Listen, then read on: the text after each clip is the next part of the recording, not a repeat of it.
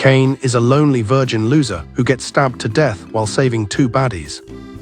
But when the server admins up in heaven witness his heroic simp sacrifice, they isekai him into a magic world with insanely op stats, just so he can finally smash demons and shorties every single day.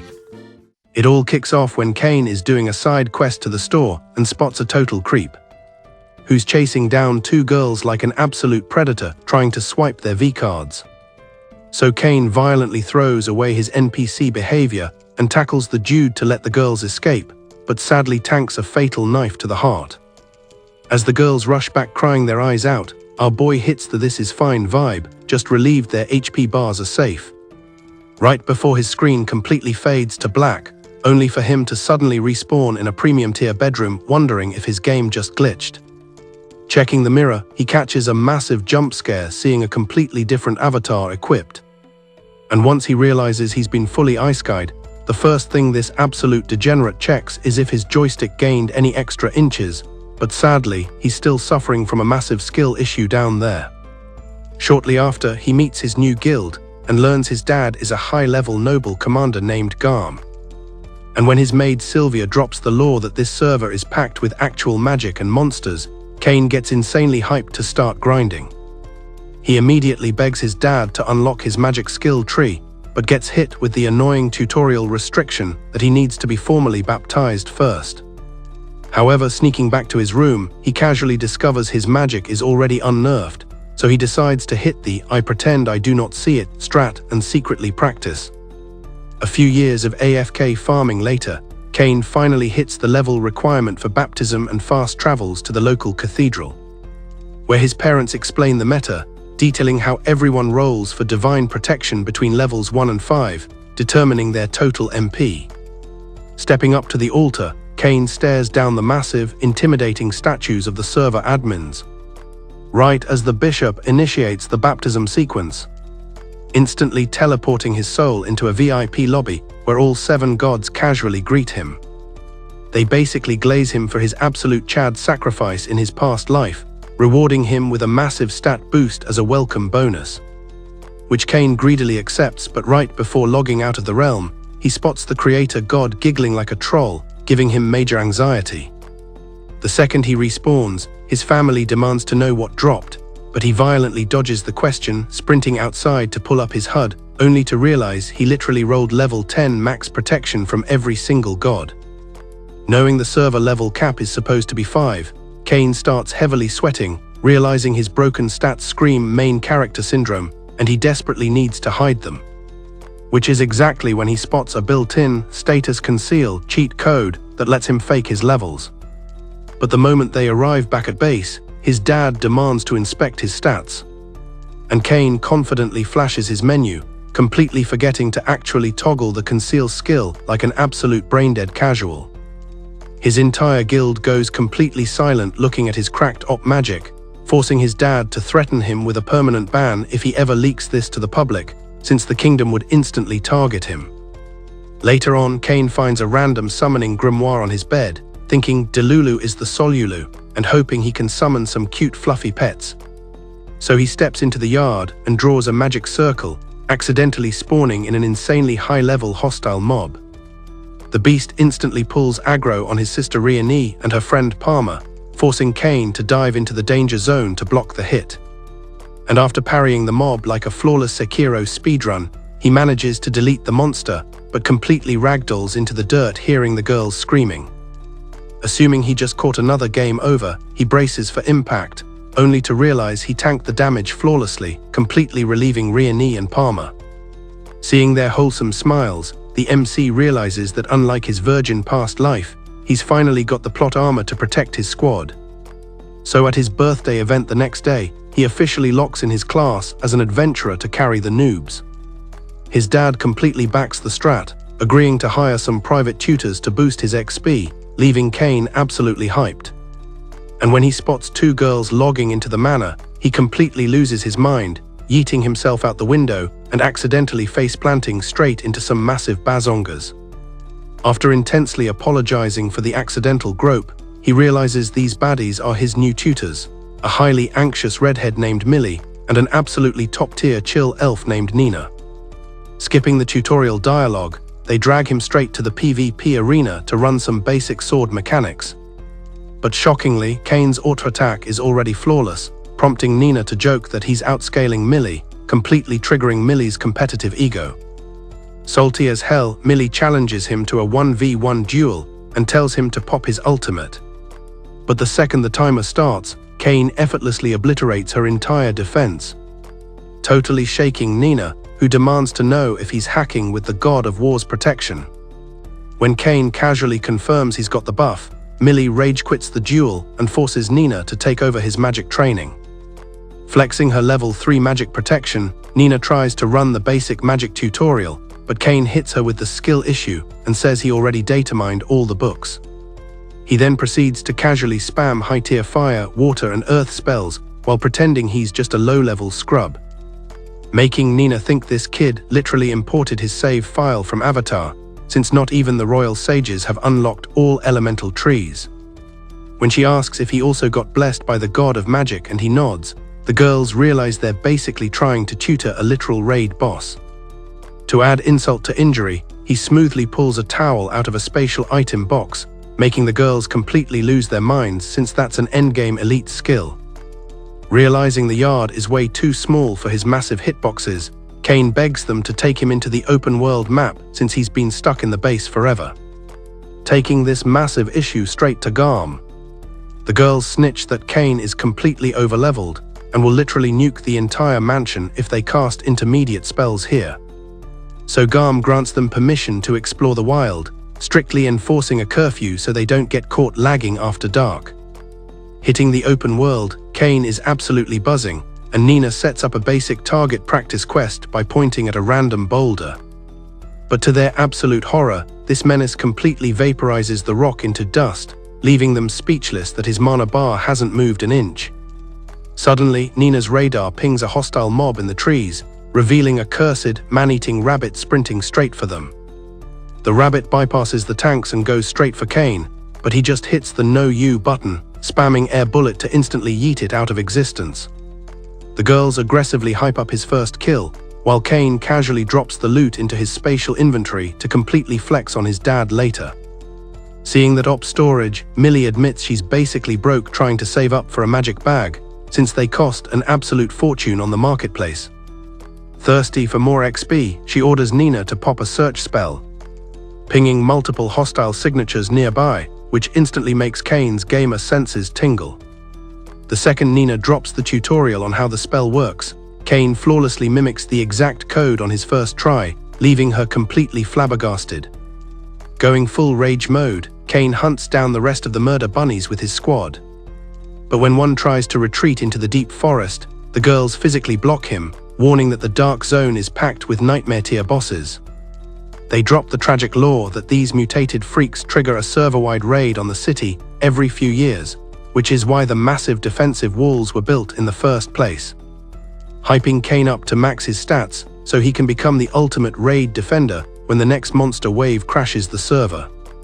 Logging back into the manor that night, he checks his menu and is absolutely shook that he instantly hit level 8 just by farming some low-tier rabbits.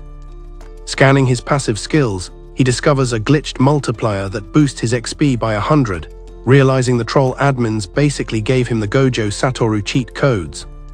Sweating bullets, he knows if the mods ever scan his profile, he'll be instantly dissected for science, completely ruining his casual playthrough. The next day, his tutors drag him straight to the local guild, hyping him up to finally queue for some real boss fights. And the second he walks in, he is instantly down bad for the receptionist Ruddy, an absolute top-tier dog-girl waifu. Millie asks Ruddy if there are any high-level spawns to farm, and Ruddy checks the patch notes, confirming a wolf pack is roaming the zone. But randomly, a toxic scrub named Cross spots the party and starts aggressively trash-talking them for carrying a low-level kid, claiming their stats are pure garbage. He drops the most degenerate line, asking Millie to babysit his junior, and when Nina completely rejects him, his ego shatters and he tries to violently grab her. His toxic Discord mods pin Millie down, but Kane instantly teleports behind Cross, gripping his wrist and dropping a massive death threat. When Cross refuses to unhand her, Kane brutally obliterates his entire HP bar, making him permanently lose every single drop of his aura. Absolutely humiliated, Cross pulls a weapon to delete the MC, but Kane flawlessly parries his heavy attacks like an Elden Ring tryhard before violently yeeting him right out the front door. Giving the underlings the exact same beatdown, Kane gets rewarded with a massive, wholesome hug from Nina. Flexing even harder, they hit the forest where Kane completely carries the raid by casually dropping tactical nukes using his elemental magic. Fast forward 3 entire years of grinding, it's the final day of his tutorial phase, and wanting to drop them some premium loot, he remembers Millie desperately wanted a magic bag. Going full rogue, he sneaks into the dark zone alone to farm the necessary mythic crafting materials. And despite aggroing literal kaiju-sized bosses, he casually one-taps every single one of them. But his AoE damage is so insanely loud that the server admins think a massive raid is happening and trigger the citywide panic alarms. Instantly, Garm deploys an entire army of heavily armored knights into the woods. But right before they breach the zone, Kane pops a fast travel and vanishes.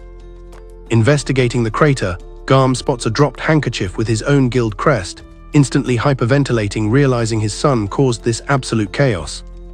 The next day, Kane is casually speedrunning a massive wolf pack like he's stuck in a warzone gulag, while Millie and Nina spectate, realizing his stats are literally unscalable now.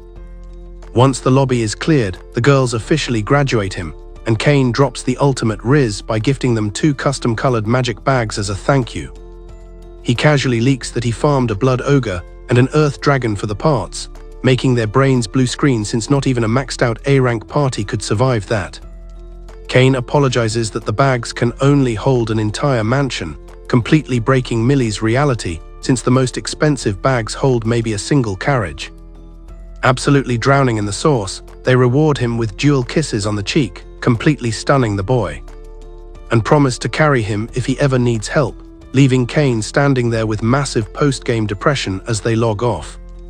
Trying to cope, Kane decides to solo a literal giant dragon, but accidentally overdamages the beast and instantly deletes it. Checking his post-raid stats, he suffers a massive panic attack seeing his MP has glitched past 80 million. To make it worse, the server forcefully equipped him with the Enemy of Monsters and Dragon Slayer titles, basically guaranteeing his cover is permanently blown. 2 whole years later, Kane is riding the payload to the royal capital for his societal debut, passing the long fast travel screen by keeping his radar completely active. Instantly, his search spell pings a massive PvP battle happening just down the road, where a human party is getting absolutely swarmed. Garm screams at the vanguard to push the pace, but Kane realizes their movement speed is way too trash to save them in time. He then vaults right out of the carriage, flexing his op wind magic to speed boost away and leaving Garm looking like a stunned NPC. Within seconds, he hits the battle zone and starts obliterating giant monsters solo, clearing the whole lobby until only the alpha is left standing. For the final boss, Kane pulls out his blade and infuses it with fire magic, turning the battlefield into a literal barbecue buffet for the mobs. Afterward, he checks on the surviving knights, but they're still stuck in NPC behavior and order him to back off before they get smoked. So Kane drops the "Do you know who my father is" card, introducing himself as Garm's son to lower their aggro. Just then, Garm's actual squad pulls up, and they're completely floored to see the entire monster wave has already been deleted. As the injured guards start to collapse, Kane rushes in and casts a massive AoE healing spell that restores everyone's HP bars instantly. He then uses his item box to yoink the fallen guards, acting like a pro looter so he can give them a proper funeral later. Soon after, Garm finally catches up to the party, and after seeing the carnage, he recognizes the high-tier crest on the carriage. Suddenly, 2 absolute cuties step out of the ride, and Garm introduces them as Princess Tellys and the Duke's daughter, Silk. As the girls thank them for the carry, Tellys starts feeling weak from the trauma, so Kane asks for admin permissions to use a calming spell. The second he casts it, their stress levels hit 0 and they immediately start simping for Kane like he's a K-pop idol. However, this triggers a massive catfight over who gets to claim Kane's micro-sausage first, with both girls aggressively pulling him into their hitbox. Silk asks why he's traveling, and he explains he's heading to the capital to make his official debut on the server. Teles mentions they're on the same quest and demands he join their party for the rest of the trip. They proceed to drag him into their premium carriage while Garm watches in shock, wondering how his son is pulling such top-tier shotties with that mid-face. Soon after, Kane finds himself sandwiched between the girls, and when he tries to switch seats to avoid the tension, Teles grabs his hands and hits him with the "I'm just a girl" excuse to make him stay. She gives him the bedroom eyes and asks him to call her Teles, but he's worried about the banhammer since she's literal royalty. Hearing this, Silk demands the same treatment, and they keep teasing him until a guard announces they're approaching the town of Renoma. The girls then ask Kane if he wants to rest with them, which has him seriously worried for the safety of his mini-soldier. Once they hit the inn, Garm tries to reclaim his son, but the girls insist that Kane stays in their room because apparently he's the only one with the stats to protect them. In the end, Garm has to fold to the princess's demands, but he warns Kane to keep his willy tucked because his social rank is way too low for this DLC. Later on, the girls refuse to give him any personal space, pushing their beds together to trap our MC in a crazy harem sandwich. He suggests they give him some personal space, but they both hit him with the "I pretend I do not see it" vibe and scoot even closer. A few days later, they finally reach the capital, and Kane enters a total panic state as the girls start cuddling him in public like he's a plushie. The captain of the guard spots the scene and asks who the kid is, and the girls reveal he's the op hero who saved their lives. The captain introduces himself as Dime and drops a massive W in the chat for Kane, thanking him for protecting the VIPs and bringing back the fallen knights. Later, while Kane helps with the funeral prep, he tells Dime that the knights fought like absolute chads, and Dime promises to honor their legacy. After the somber moment, Kane tries to dip, but Dime reveals that the king himself wants an audience with the MC. Soon after, he's in the throne room surrounded by hundreds of NPCs, while the king's advisor lists off Kane's heroic deeds. The king personally glazes him, granting him the title of Baron along with a literal mansion and 10 platinum coins. We call that a massive loot drop. But out of nowhere, a fat noble named Corgino tries to protest the decision, acting like a total hater. The king tells him to shut his mouth because the only thing he's ever defeated is a buffet line. After the public roast, the king asks Kane for a private meeting where Garm joins them, looking like a proud gamer dad. The king arrives with the girls, and Silk's father, Duke Eric, actually bows his head to Kane for the save. After the formalities, the king sets his salary and then casually asks if Kane wants to take his daughter's V-card for a political marriage. Eric demands he marry Silk too, and while the girls are down to share the sausage, Kane is panicking because his soldier isn't ready for a 2v1.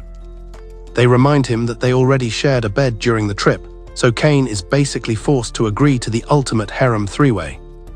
Later, he has another call with the gods to discuss his broken stats, and they admit his power level is officially higher than Sukuna's. They even ask if he wants to ascend to demigod status, putting him in the same tier as divine dragons and holy beasts. But the gods warn him that even with op stats, he shouldn't try to solo everything or he might break the server. They mention that the endgame content is kinda dry, so they advise Kane to invent some items from his previous life for pure entertainment. Later, Kane goes shopping with his mom and sister, but the vibe gets way too awkward, so he makes a run for it. In the streets, he runs into Palmer and asks her what she's doing in the capital. She explains she's an intern at her uncle's shop, learning the merchant meta. Just then, her uncle Taminus spawns in. When he hears Kane is a noble, he starts apologizing for his casual behavior like a total NPC. Kane tells him to chill and asks for a tour of the shop, pitching a secret project for a brand new item. After Taminus agrees, Kane drops the idea for a classic board game, and Taminus is all in for the collab. Kane slides him a gold coin as a down payment, but Taminus thinks he's overpaying for the commission. Kane tells him to keep it as an investment for the startup, and Taminus promises to deliver a banger. With the deal closed, Kane leaves only to realize his sister Rhianni is fuming because he ditched her mid-shopping. She says she wanted him to rate her fit before she bought it. But he rizzes her up by saying she looks like a baddie no matter what she's wearing. This makes her heart melt instantly, and she promises to give him a private fashion show when they get home. That night, she tries on every outfit while Kane spams compliments like the ultimate hype man. Later, Sylvia tells him Tamanus is calling for him, so he sprints to the shop to see the prototype is already finished. Kane is hyped because it's a perfect copy, and he suggests they playtest it with a friendly match. He crushes Palmer in the first round to show them how it's done, and Tamanus is already addicted to the loop. He's certain it'll sell like hotcakes, so Kane tells him to mass-produce the cheap version but make premium boards for the whales. He knows the nobles will pay extra for the limited edition, Flex, while the commoners just want something affordable. He orders 50 fancy ones and 1,000 regular ones, but Tamanus says he doesn't have the gold to fund that kind of production. Kane drops a mountain of gold on the table and tells him to get to work. Tamanus suggests they sign an official contract and present it to the god of commerce to lock in their copyright. If they vow to the god, nobody can copy their game for 3 entire years. Kane agrees, and after the paperwork is done, he asks Tamanus to make a super exclusive board for the royal family. Tamanus is scared he can't make something royal tier, but Kane assures him the design is already peak. Afterward, he hits the palace for his debut where he sees Corgino, the same fat hater who tried to block his rank. Ignoring the fat cakes, Kane spots Eric and Silk and says hi, while Eric just smirks because he really wants this kid to crack his daughter. Silk formally introduces herself, acting all sophisticated for the gala.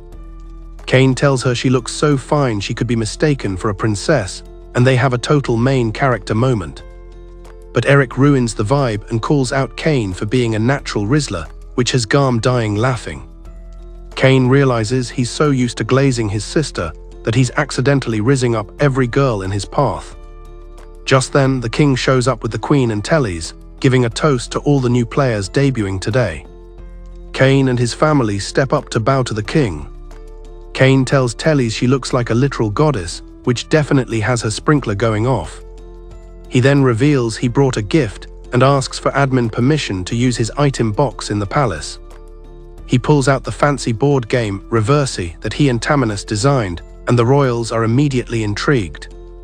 The king invites him for a private session after the party, while Garm praises Kane for always finding a way to secure the bag. After his parents leave, Silk seizes the opportunity to get some one-on-one time with the MC. But out of nowhere, some mid-tier noble boys try to rizz up Silk, but she hits them with the cold shoulder.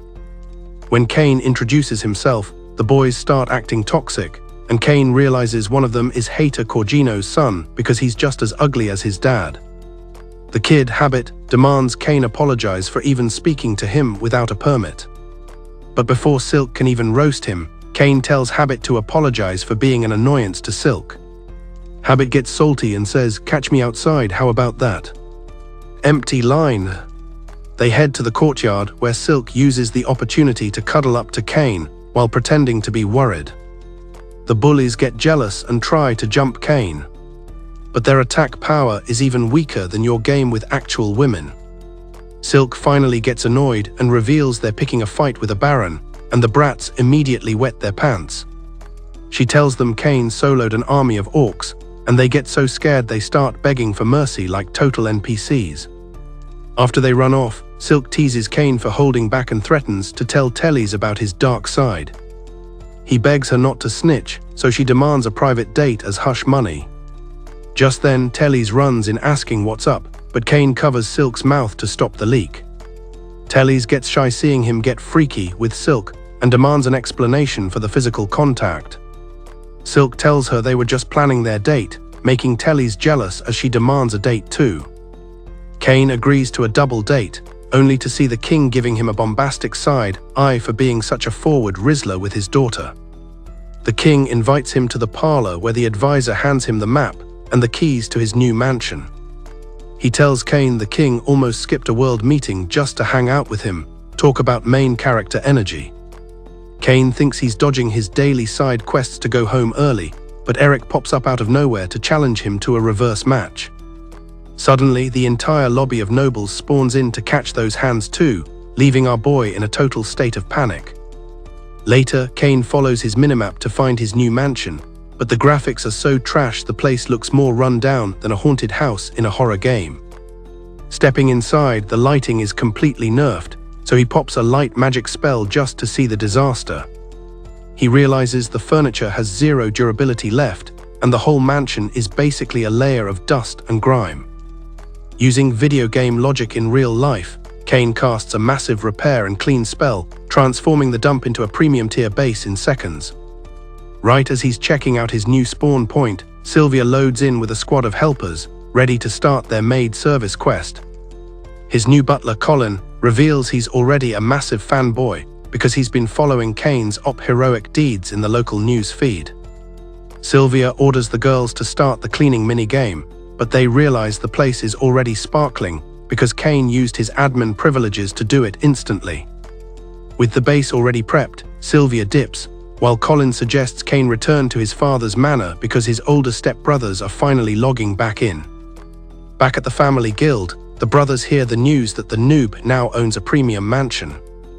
When Riani begs for a tour, they hit her with the willful ignorance vibe, claiming it's a haunted mess just to scare her. But when the party arrives, they're absolutely floored to see the premium polish, and Garm instantly knows Kane used his magic to speedrun the renovation. Garm notes the place is lacking high-tier decorations, but Kane casually mentions he's already got some loot on the way. Suddenly, a scream pings the chat, and they rush out to see a literal giant mounted red dragon that Kane decided was perfect for the living room drip. Garm is violently sweating, asking where he farmed this, and Kane admits he soloed the dragon and decided it was better as a trophy. Garm's brain blue screens because even rank parties can't touch that mob, begging Kane to stop showing off his main character syndrome so loudly. He points out that the dragon alone makes Kane a literal billionaire on the server market. Suddenly, another scream, but this time it's Sarah and Riani absolutely gushing over a toilet that shoots a water jet straight at their target zone. Garm tries to scold them for being dramatic, but he takes a turn and comes out realizing he actually likes that custom jet on his own fat cakes. Garm then drops the next quest. Kane has to host a debut party for the nobles, which is his worst nightmare. Colin provides the guest list, and Kane spots that the fat hater Corgino is unfortunately invited to the lobby. Colin explains it's a mandatory social invite, and when Kane asks why the king isn't on the list, he learns his current rank is too low to ping royalty. Kane starts stressing over the gift bag meta, but Sylvia suggests they just offer their own unique brand of hospitality. Later, he crafts fancy custom glassware and a top-tier recipe for wine paired with Hamburg steak to really flex his previous world's knowledge. Sylvia does the playtesting and finally understands the hype of having juicy meat in her mouth. When she hits the wine, her sprinkler goes totally wild, and she ends up chugging so many bottles that her character starts lagging from being too high. Just then, Kane gets summoned to the palace, where the king and Duke Eric are hitting him with the bombastic side-eye.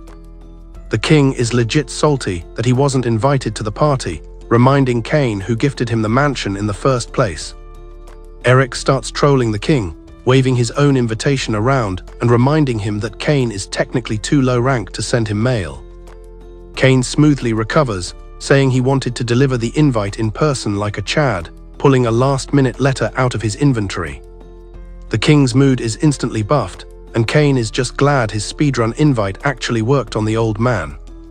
Later, he breaks the news to his maids that the server admin is coming to visit. They all freak out, and he triples the damage by casually mentioning that Princess Tellys is his fiancée. At the party, the nobles start loading in, and Kane is at the entrance playing the ultimate host NPC. Silk shows up looking like a total baddie, and once inside, the guests have their minds blown by the literal red dragon mount in the lobby. Kane prompts them to try the premium wine, and the whole room starts spamming W in the chat. The king arrives with Tellys and is instantly mesmerized by the custom drip of the glassware.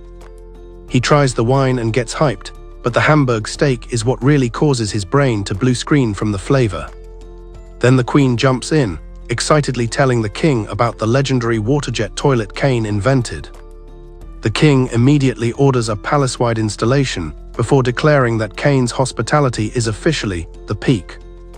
The nobles are glazing Kane hard until the hater Corgino waddles in to ruin the vibe. He tries to mock the mansion size, but once he spots the red dragon trophy, his character literally wets its pants. He keeps spewing toxicity, but the other nobles are already over it, calling him a vile low-tier degenerate. Sylvia pours him the wine, and even though he loves the taste, he calls it mid to save face. Kane serves him the steak, but the dude keeps up the willful ignorance vibe, which has Kane's rage mode ticking up. Colin whispers to him to stay chill, so Kane decides to ragebait the hater with even more premium service. Corgino greedily demands the glassware and the recipe, but Kane hits him with the "I already promised these to the good nobles." Corgino acts like an absolute clown until the king himself spawns in and roasts him, making the fat rat scurry out of the mansion. Silk calls Kane a total trickster for setting up the roast, and she's not wrong. Kane admits to the setup, only to realize the king is standing right behind him with a really bro face. The king scolds him for the bait-and switch, while Silk and Eric are absolutely dying at the chaos. The next day, Kane runs into Vice Captain Dime, mentioning he's got some monster loot to drop off. Dime takes him to the small storage room, thinking it's a normal drop. But Kane says the room is way too small for his inventory. Dime is terrified, thinking Kane brought another red dragon to the party. But Kane casually drops that it's actually an earth dragon this time. Dime admits that even rank guilds can't solo those, so he asks Kane to dump the loot in the main yard, and Kane proceeds to spawn a literal dozen of them, acting like it's just another average Tuesday. Dime asks if he's a secret disciple of the gods, but Kane just hits him with the "I'm just a normal boy" gaslighting. Dime lets it slide for now, but forces the brat to join the nightly training session, mentioning he's supposed to meet their actual captain. Empty line. Kane reluctantly agrees, and Dime tells the knights to square up with him, though they think they're about to fight a harmless toddler. Dime starts the 1v1s, and Kane proceeds to aura farm the entire squad, leaving everyone completely shook at his combat power. So Dame decides to put him in a battle royale against the whole yard. But before he can wipe the lobby, a green-haired baddie drops in and roasts Dame for bullying a little boy. She hugs Kane, thinking he's been traumatized by the training. But the second Dame reveals this is the MC who annihilated 30 orcs to save the princess. She gets hyped and basically asks him to annihilate her kitty too. Dame tells her to check the tutorial and introduce herself first. But she decides her sword should do the talking and starts throwing hands with Kane. He takes her seriously and finally finds a challenge that doesn't feel like an NPC fight. But when he pops a speed buff spell, her reaction time can't keep up and she catches a quick L. Instantly, the woman is so impressed by the gap in their stats that she decides she wants him to crack it from the back. Kane panics, reminding her he's way too young, and they haven't even finished the first dialogue tree yet. She introduces herself as Captain Tefana and says age doesn't matter because as an elf, she's going to be in this lobby for at least 300 years. Kane tries to hide behind Dime to escape the thirst. But she insists on the engagement and sprints to the king to get admin approval. Kane is sweating because the king already has him reserved for the princess's V-card. In the parlor, she loudly announces her engagement to Kane like she just won a tournament. The king demands an explanation for the chaos, and Kane shyly admits he beat her in a 1v1 and now she's obsessed. The king explains that Tefana is from the Liber territory, the original homeland of the elves. Because the elf babbies have a too fine debuff, other nations always try to kidnap them for slavery. But their first king's final patch made their nation a safe haven for all elves. Libert is a sovereign nation under the king's protection, making Tefana a literal princess. Kane just keeps rolling royalty on his harem list. The king reminds Tefana that Kane is already partied up with Tellys and Silk, which initially sounds like she fumbled her pogo stick dreams. However, knowing the boy has a whole line of shotties thirsting for him only makes her want to lock in her spot even more. The king accepts her feelings, but orders her to send a DM to her dad first for final confirmation. She drags Kane off, while the king asks Garm why his son is such a glitched-out op unit. Garm is just as confused, but Dime suspects Kane's source code is directly connected to the gods. A few days later, Kane is visibly exhausted because Tefana has been forcing him into daily combat grinding sessions. The second he hears her voice, he tries to log out, but Dame grabs him and says the king has an important item to show him. In the parlor, they show him a book containing emperor-level magic text that's basically legendary loot. Kane opens it and gets hyped to see godly spells, but the king admits nobody in the kingdom can read it because it's written in Japanese. Caught in 4K, the king demands Kane explain his origins, and he agrees to spill the tea if they promise to keep the server logs private. He reveals he has memories from the Japan server, and that's where the first king, Yuya, originally came from too. Garm is shook, asking if he's still his biological son, and Kane says yeah, the gods literally confirmed he's my dad. The whole room panics when they realize the MC actually has a direct line to the server admins. Looking at his raw stats, the king realizes Kane is so strong that even royalties should probably be bowing to him. Kane hits him with the "it is what it is," saying he lost his guild in the previous life, so he just wants to protect the family he has now. The king respects the grind and agrees to treat him like a normal person, but then suggests Kane should probably just take the throne himself, which has everyone's brains blue screening. Just then, Tefana barges in to announce her dad gave her the green light to marry Kane, no cap. She drags him back to the yard for another PvP session, while Eric tells the king not to worry, Kane is always just going to be Kane.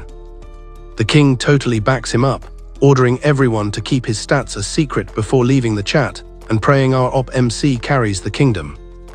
Later, Kane dives into King Yuya's ancient lore book, which finally confirms that the first king was also a Japan server veteran. The book reveals that Yuya was summoned here with his original character model after an accident, unlike Kane, who got isekai'd into a completely different avatar. Just then, Silk and Tellys execute a perfect ambush, and seeing him grinding some research, they aggressively suggest they study the Kamasutra together. But Kane knows they're just thirsty for the sausage, so he hits them with the willful ignorance vibe, claiming he's on a deadline before sprinting out of the library. Outside, he runs into Tefana, who straight up asks him to practice his sword strokes on her kitty, but Kane isn't ready for that DLC and escapes her too. In reality, today is his birthday event, meaning he's finally high enough level to register at the Adventurers Guild. As he excitedly enters the lobby, he bumps into a red-haired adventurer who hits him with the classic "value your life" dialogue, very main character vibes. As the man walks away, Kane's brain starts lagging because he's sure he's seen this dude in a previous cutscene. Heading to the desk, he starts his registration paperwork, but decides to keep his Baron title hidden because he doesn't want the main character syndrome attention. The receptionist, Rita, asks for a drop of blood on a crystal to scan his MP capacity, which will automatically update his guild card stats. Receiving his G-rank card, Kane remembers his tutors Millie and Nina were D-rank, wondering if they're still grinding in some mid-level dungeon. Rita officially welcomes him to the server and tells him not to catch a game over on his first day. But suddenly, a toxic ruffian spawns in, telling Rita to ditch the brat and hang out with a real player. The scrub tries to initiate PvP with Kane, which is a mistake because Kane absolutely humiliates him, prompting the guy's Discord mods to step in for a beatdown.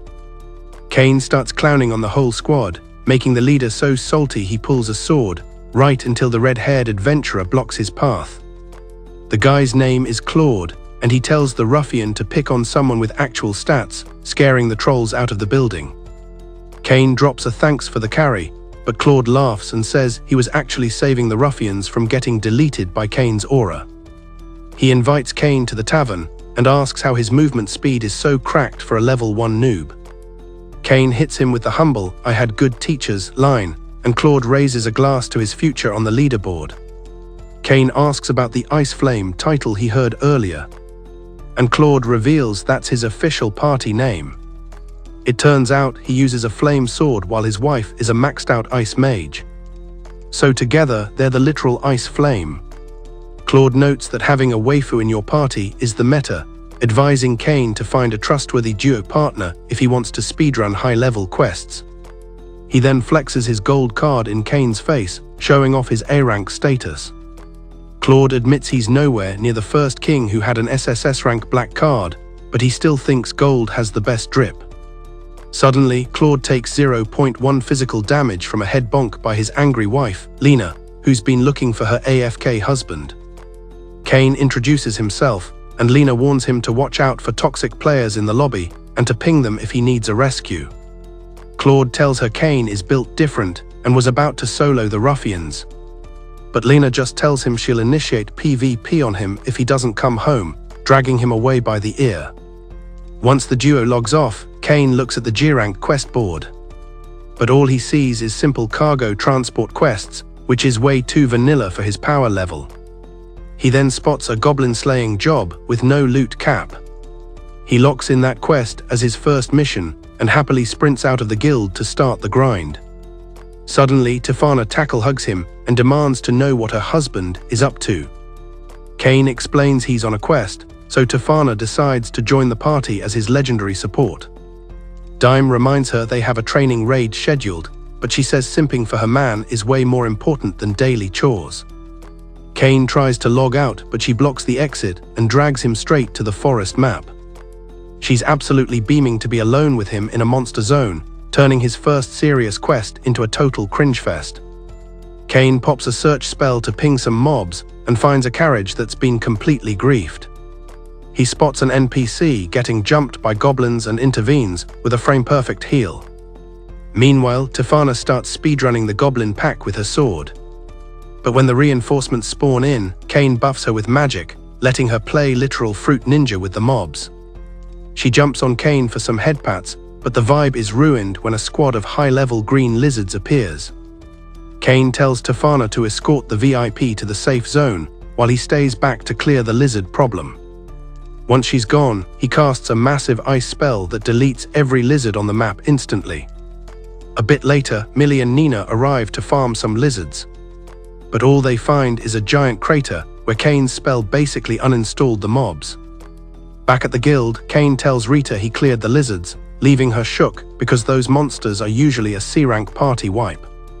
She's relieved his HP is full, but when he casually mentions he deleted 30 of them, she sprints to tell the guildmaster. Since the boss is AFK, Kane gets stuck with a cranky old hater named Cedric. The man calls cap on Kane's kill count, while Rita tries to defend our boy from the toxic accusations. Cedric checks the registry and calls him a lying commoner looking for a quick payout, deciding to permaban Kane on the spot. Kane starts to panic because his first day as an adventurer is already turning into a disaster. Just then, Guildmaster Eden returns, and as Cedric is snitching, Tefana runs in yelling "husband" at Kane. Eden tells Cedric that Kane is a literal baron who soloed 30 orcs, and that if he marries Tefana, he's basically guild family. Hearing that he just tried to ban a VIP, Cedric hits the accepting the chaos vibe and drops to his knees to beg for mercy. Eden realizes G-Rank is a massive nerf for Kane, so he promotes him straight to C-Rank. But Tefana reminds them Kane soloed a red dragon and beat her in a duel, so Eden just says this is the peak and promotes him to A-Rank. The gods spectating the stream admit level 10 protection might have been a bit of a dev oversight, but the creator god says Kane needs those stats because a major villain is about to respawn. The other admins panic and decide to assign Kane a special instructor to buff his stats even further. That night, Kane flexes his new gold card and celebrates his massive A-rank level up.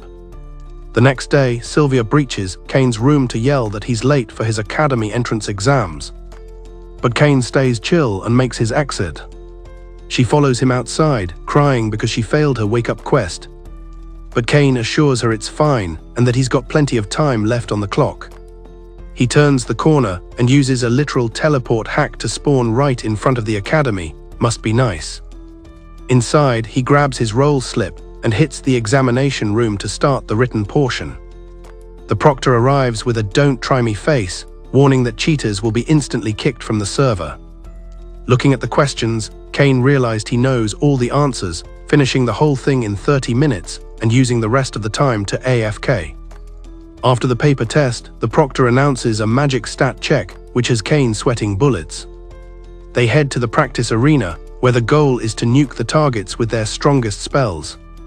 Kane asks if he can truly go all out, and the examiner says yes because of the indestructible barrier. A few NPCs show off some mid-tier fireballs, and Kane tries to remind himself to act like a normal player for once. When his turn comes, he tries to cast a basic fire bullet at max power. But it's so OP it shatters the barrier, puts a massive hole in the academy wall, and obliterates everything in its path. The examiner watches in absolute horror before sprinting out to see if Cain just catching accidental catch bodies beyond the wall. Later, the class hits the sword training yard, where Claude and some other rank sweats are helping out. Claude spots Cain and immediately demands a 1v1, but Cain tries to hit the "I pretend I do not see it" strat to keep his cover. However, the proctor says the spar is mandatory if he wants to pass the grade. Claude tells Cain to come at him like a real boss, and Cain locks in because he knows Claude is a high-level threat. Cain pops a speed buff and blitzes Claude, who manages a block but is clearly shocked by the kid's frames. The fight gets serious, and they start swinging so fast the other students think their game is lagging out.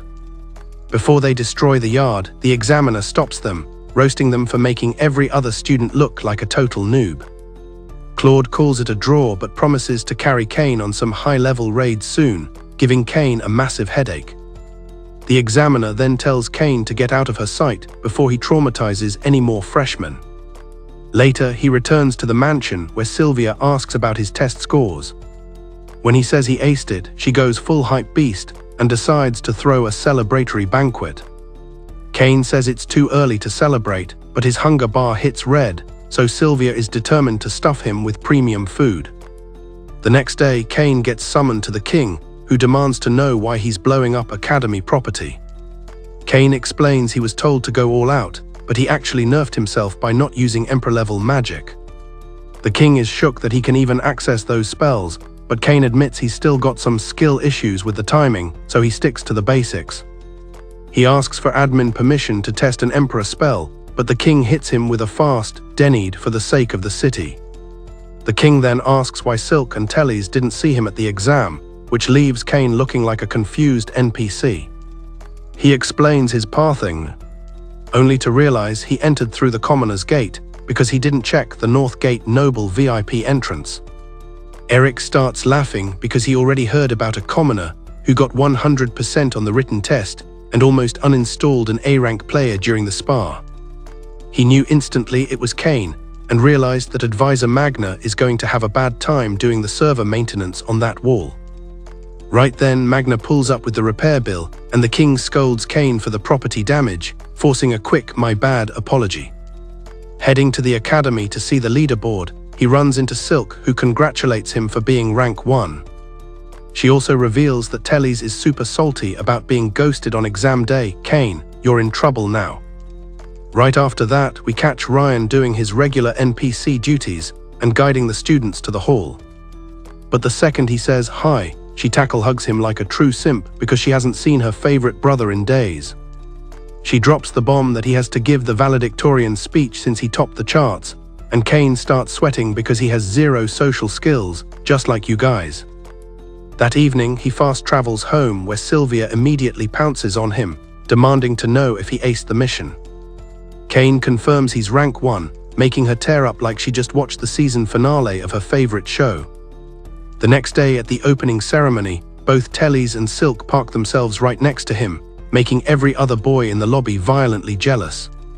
Cain gives his speech, and then the king steals the mic to warn everyone that Cain is an absolute glitched-out op unit, but also a total airhead, which has the girls dying laughing. Later in homeroom, their instructor Alka tells the class to pick their skill trees carefully for the upcoming semester.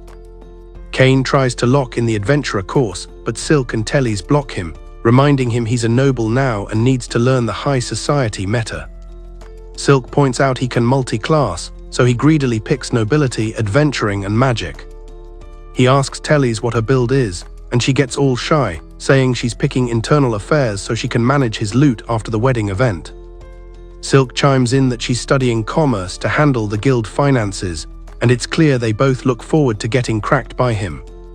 After class, Cain spots the toxic fatso Habit and his Discord mods bullying Palmer, telling her to go back to the NPC workshop.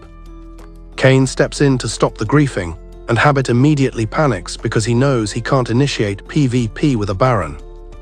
One bully asks why a high-level noble is siding with a commoner, and Cain hits him with the all players are equal logic, plus Palmer is a tier 1 friend.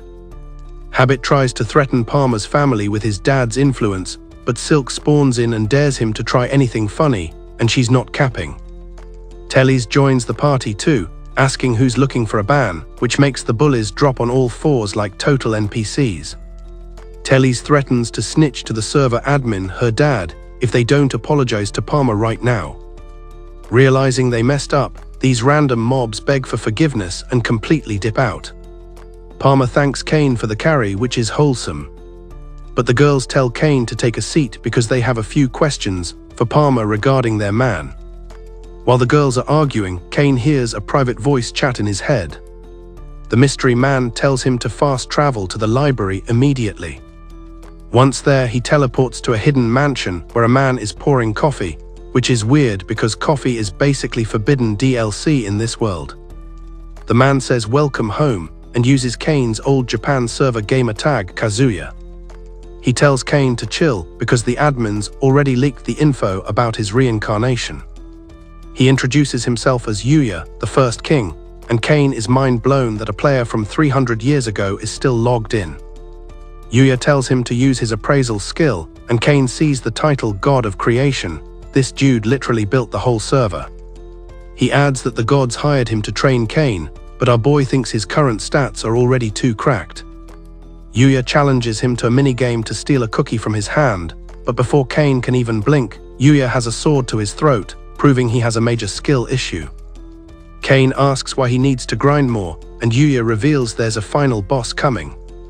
His opponent is the evil god, Eren.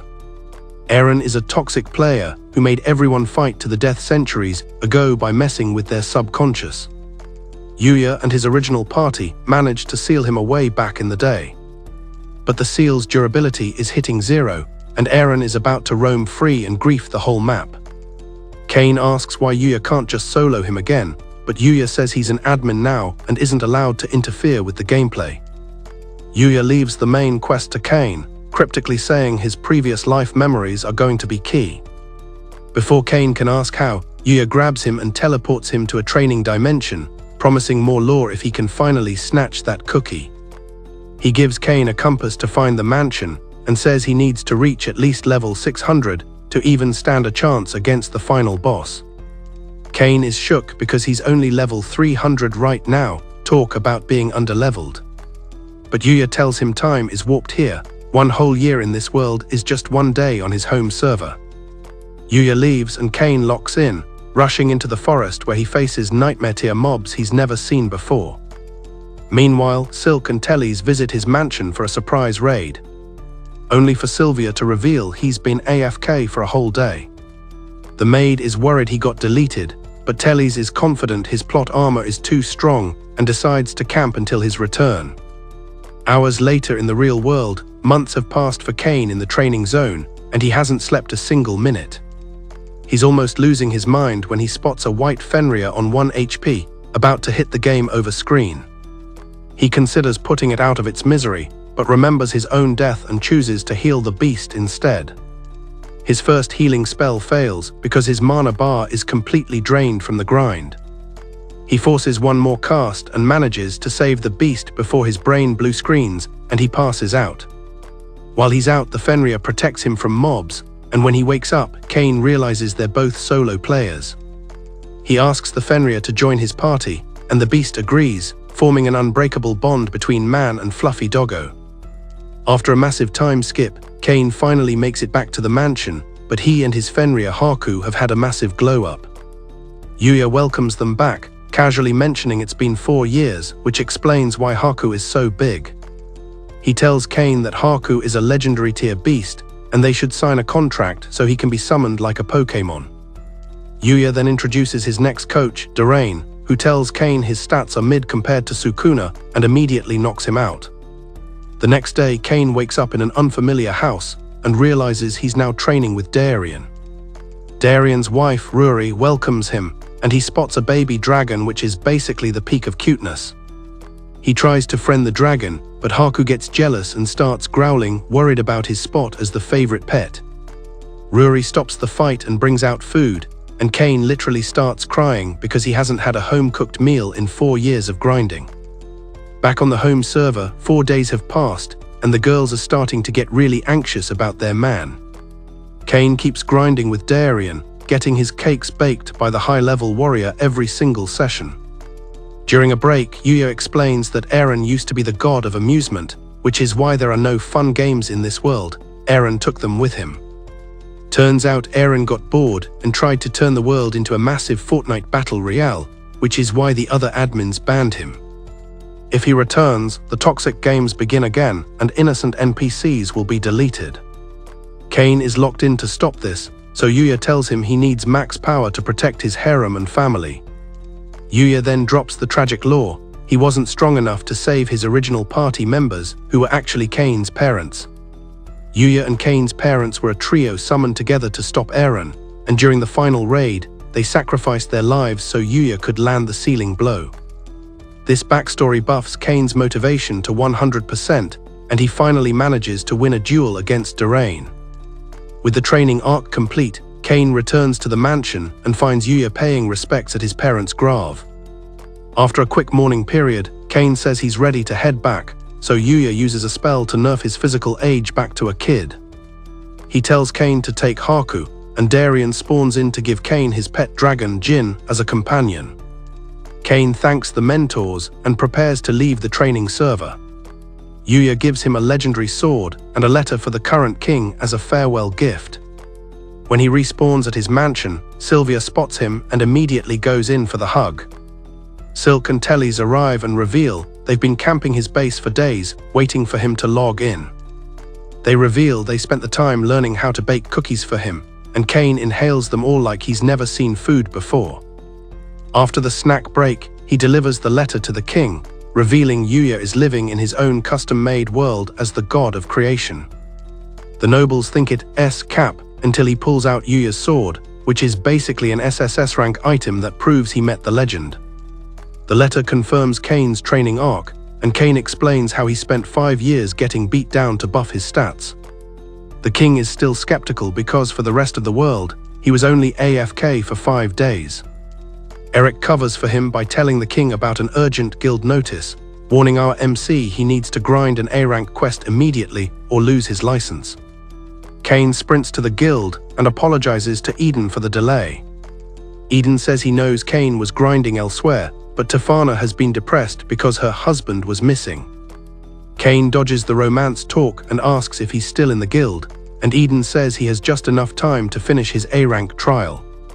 The quest is a bandit subjugation mission, standard stuff for our op main character.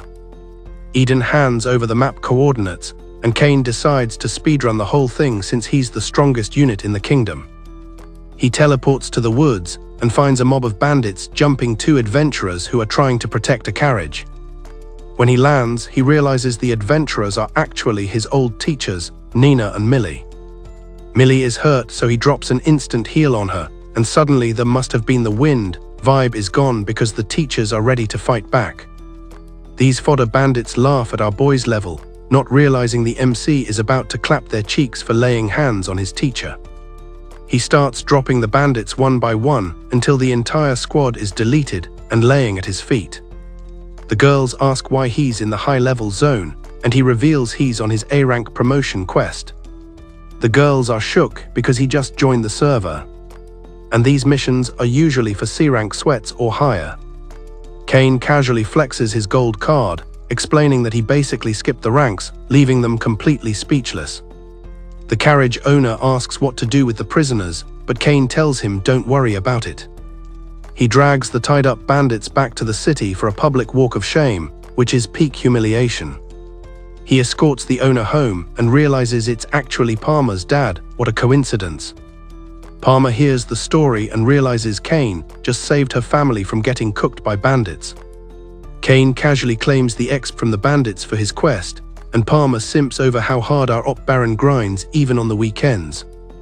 Millie is shook finding out he's got that high-tier baron title and offers to use formalities, but our chill MC just tells her to act normal. After that, he decides to scram to the guild for his loot report, but Millie and Nina chase after him because they're on the same questline. Once there, he hands over his bandit proof to Rita, only to see some ugly toxic ruffian trying to forcefully rizz up Millie and Nina.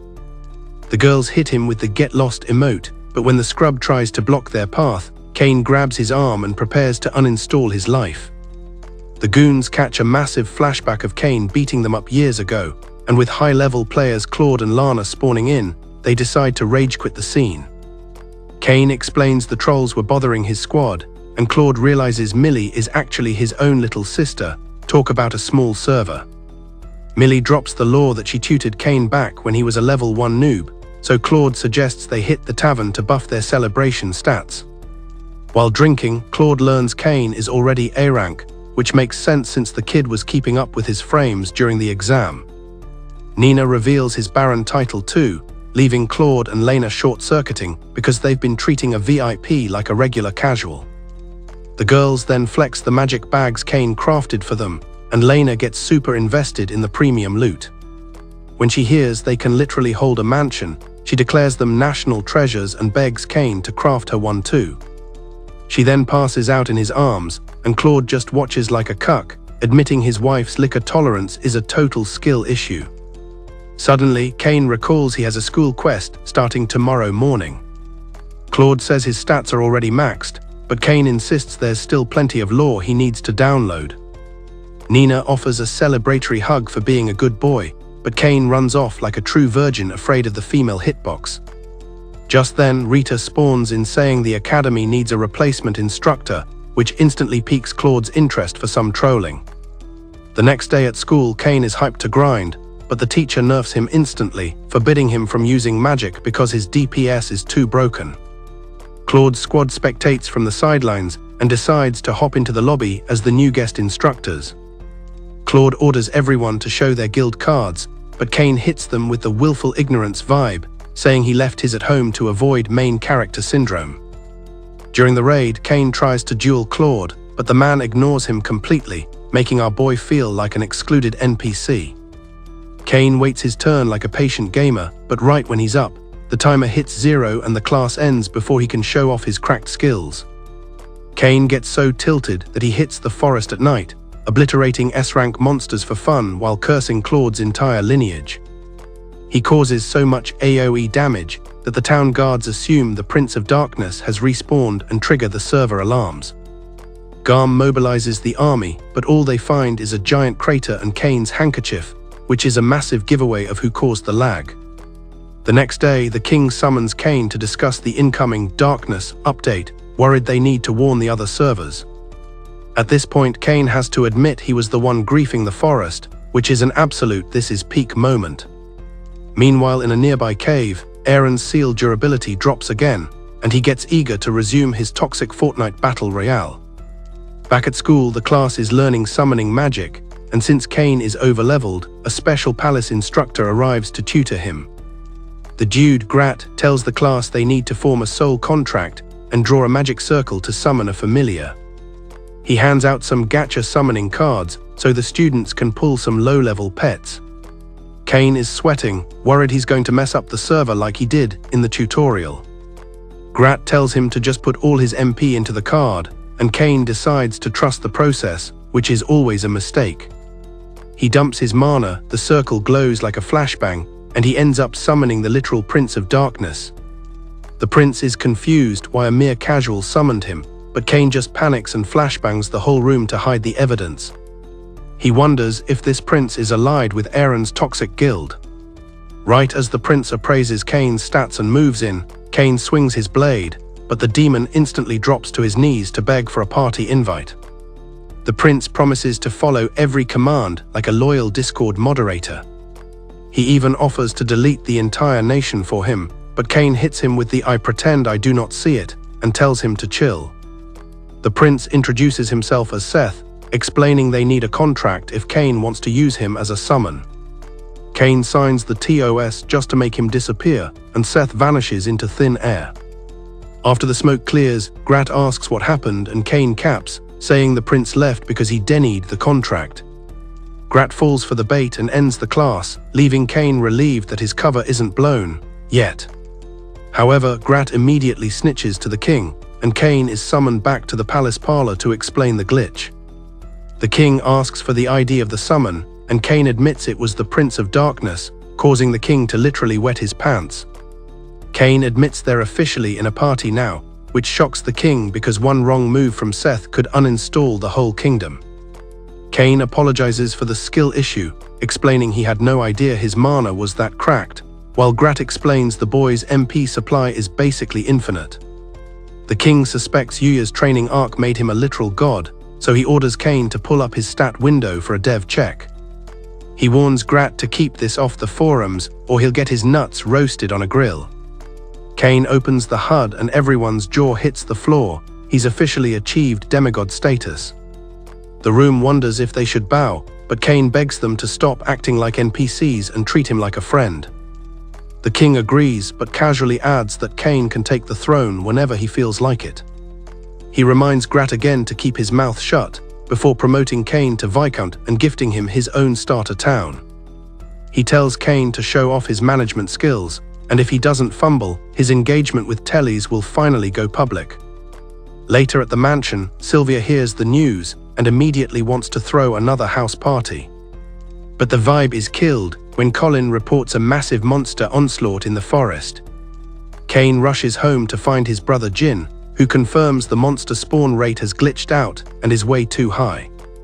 He reminds Cain of the raid 10 years ago and warns that a server-wide attack is incoming. Hearing this, Cain decides to solo the forest to see what's up. Jin is worried because he doesn't realize Cain is the literal main character. Cain flexes his A-rank card to put his brother's mind at ease. He says he'll check the guild first to gather some intel on the mobs. But the new receptionist there has zero chill and treats him like a total low-tier scrub. Luckily, Ruddy returns and roasts the rookie for the mistake before showing Cain the chaos on the quest board. Millie and Nina show up too, revealing the guild has put out a priority ping for all high-level players. The girls confirm the monster levels are skyrocketing, so Cain declares he's heading out to carry. Millie thinks it's too dangerous to solo, but Cain just hits them with the "trust me bro." He enters the forest and summons Haku and Jin for some beast-tier support. As they cut through the mobs, Cain realizes a high-level boss is spectating them from the shadows. He summons Seth and asks for a status scan of the area. Seth pings a massive presence surrounded by thousands of minions, a total anomaly. He then summons his butler Dalmatio, a former heavenly king who specializes in search hacks. Dalmatio exposes all the hidden campers, and Cain wastes zero time slicing them into pieces. He leaves Seth to hold the zone while he teleports back to the guild to drop off his insane loot. Claude and Lena arrive and are completely floored to see a mountain of S-class monster parts. Meanwhile, Seth pushes deeper to find the boss, but Aaron spots the raid coming and sends thousands of S-rank monsters toward the city gates. Seth teleports to warn Cain, who orders Claude to organize the adventurers and protect the NPCs. Ruddy asks what his plan is, and he says he's going back to the forest, which has her stressing. Cain tells her he's got an op friend with him, and Seth gets a huge ego boost from being called a friend. Tefana tries to join his party, but Cain orders her to stay and tank for the city, which she happily accepts. Cain and Seth reunite with Dalmatia, who is already cooking S-rank mobs, before finally closing in on the source where Aaron is camping. Seth tells Cain to push the objective while they hold the line against the minion waves. The city enters a panic state, but the players take their positions at the walls to stop the monsters from breaching the safe zone. Millie decides to chase after Cain because she's a real one, with Nina, Claude and Lena joining the rescue party. Meanwhile in the forest, Seth hits the summon button on the 4 heavenly kings and drops the law that a friend needs backup. The kings are totally bugging out since Seth is usually a solo player, but when Dalmatia reveals this friend actually scored a contract with him. At this point, their minds are absolutely blown.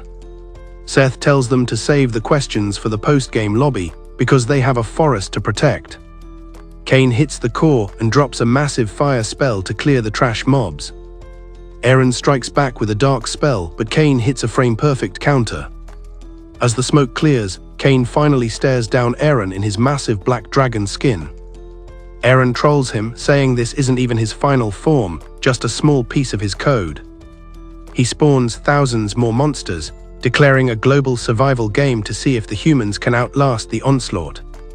Claude's squad arrives and spots the Heavenly Kings doing absolute work on the monster horde. Concluding these are Kane's summons, the party locks in, with Claude and Millie comboing to delete anything in their path. With Lena and Nina providing the support buffs, they're all hyped to hit the tavern with Kane once the raid is finally over. But the mob spawn rate is just too crazy, and Nina's mana bar hits 0, letting the monsters instantly pin Claude to the ground. Just as Claude is about to hit the game over screen, Tefana spawns in with the royal reinforcements, thanking the squad for holding the fort like absolute chads. She reveals the city's wanted level has dropped and she's taking over the front line, while Claude locks back in because his sword is itching to delete some monster data.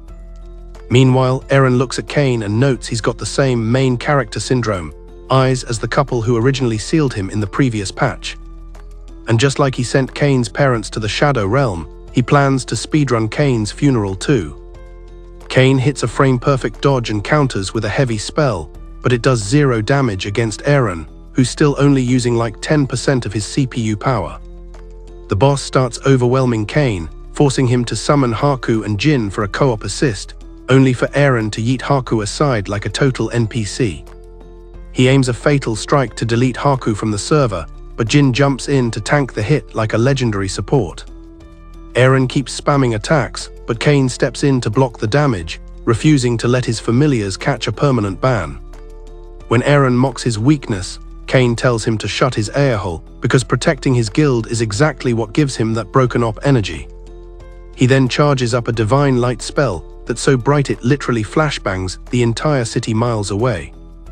Kane is so locked into his rage mode that his familiars have to physically stop him, and he realizes he's basically deleted the entire forest along with Eren's avatar. Just then, Seth and Dalmatia arrive to report that the raid is successful and the server is officially safe from the monster onslaught. Hearing the quest complete chime, Kane heads back to find his friends, and seeing their bright smiles gives him a massive dopamine buff. Afterward, the king asks Kane if he was the one who nuked the forest, mentioning that the NPCs think a literal god came down to save their bums. Kane admits he had to use an Emperor-level spell to win, which has the king panicking because he specifically forbade Kane from using such game-breaking hacks. Despite the property damage, the king rewards Kane with his own domain, and soon our boy gets a royal promotion to go govern the Dawnthor region. When Tefana hears the news, she starts crying because Dawnthor is a high-level wasteland that no admin has ever been able to fix, making Kane realize he basically got shipped to the gulag. Teles tries to lobby for a server transfer, but Kane tells her it's fine, as he's hyped to see if he can speedrun a city-building sim. The second he spawns in Dawnthor, some thugs try to ambush him, so he drags them to an arena and obliterates them so hard he destroys the whole map. After that, he hits the tavern to find some drunks being toxic to a waitress, so he catches more bodies and ends up getting arrested by the local guards. A bit later, he's back at the capital having tea with the wafers when Seth comes crawling back, begging for help because his wife kicked him out for cheating. Skill issue, bro. His wife Lefane spawns in right after, and Kane actually sides with her, so she drags Seth back to base and promises to absolutely crack his coconuts. The server admins watch from the VIP lounge, agreeing to let him enjoy the peaceful life for now, because a massive world-ending challenge is waiting in the next update. And that is officially the peak for today's recap. Absolutely obliterate that like button if you enjoyed it, and comment down below which anime we should speedrun next. If you're still thirsty for more main characters, click that video on the screen and I'll catch you in the next lobby.